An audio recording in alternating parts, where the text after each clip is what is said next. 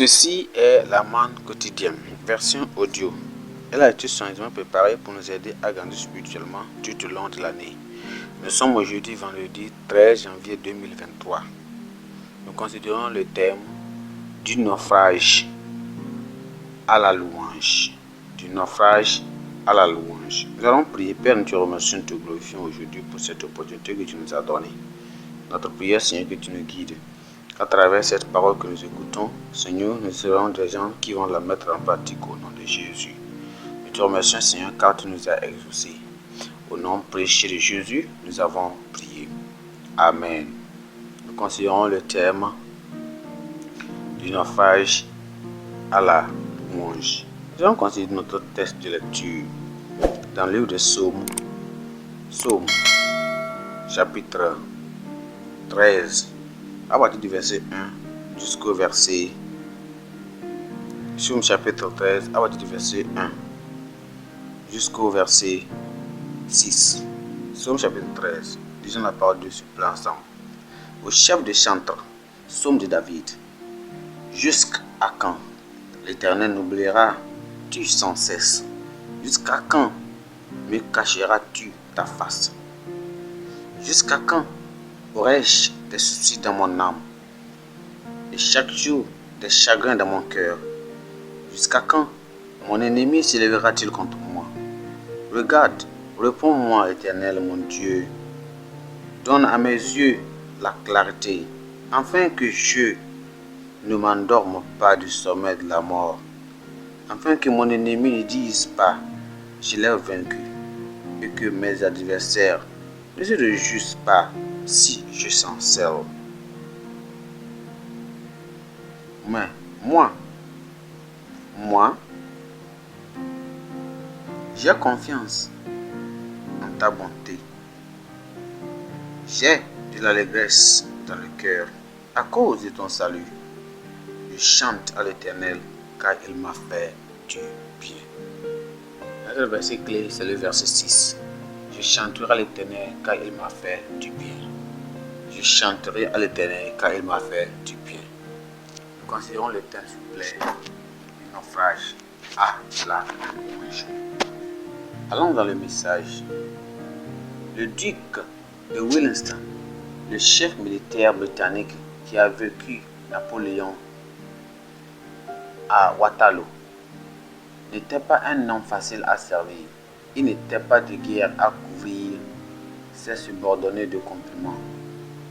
Pourtant même, Winston se rendait compte que ses méthodes laissaient à désirer. Dans sa vieillesse, une jeune femme lui demanda ce qu'il ferait différemment à sa vie était à refaire. Winston réfléchit un instant et répondit, je ferai plus de louanges. Le psalmiste était dans un profond chagrin pour un certain nombre de raisons. À un moment donné, il croyait abandonné par Dieu et pensait que Dieu ne se soucie plus de lui. Il se plaignait également de l'élévation des ennemis au-dessus de lui. Après un certain temps, il a finalement été capable de voir la clarté de demain et à travers les nuages d'aujourd'hui. Son cœur s'est rejoigni et il a commencé à chanter et à louer Dieu. De toute évidence, David a eu sa part de problèmes au cours de sa vie. La jalousie non provoquée du roi Saül qui a accueilli son maître de Goliath pour libérer Israël de l'opprobre était une fausse persécution ou préoccupation, ou bien c'est une préoccupation. Son isolation ou bien son isolement conséquent dans le désert et les grottes dû aux persécutions qu'il a subies en disant une autre ou bien à une autre chose.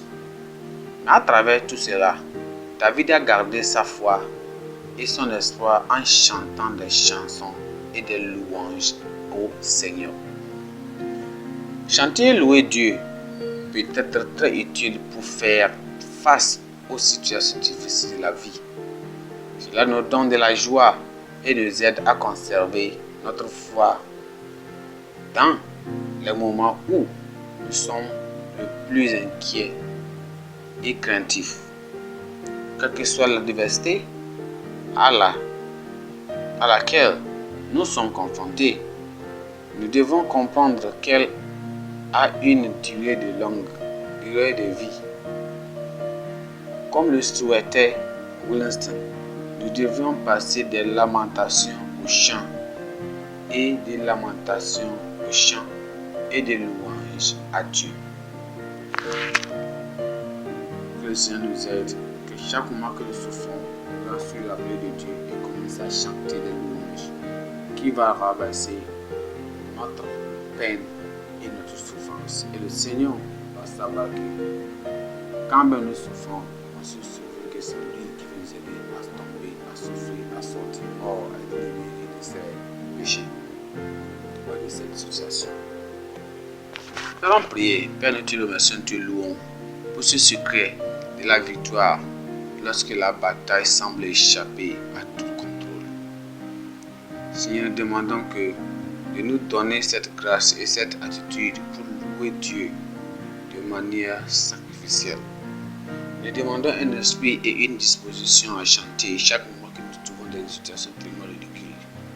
Demandons, Seigneur, de nous revêtir de chaque membre de vêtements de la louange et même de la joie pure chaque moment.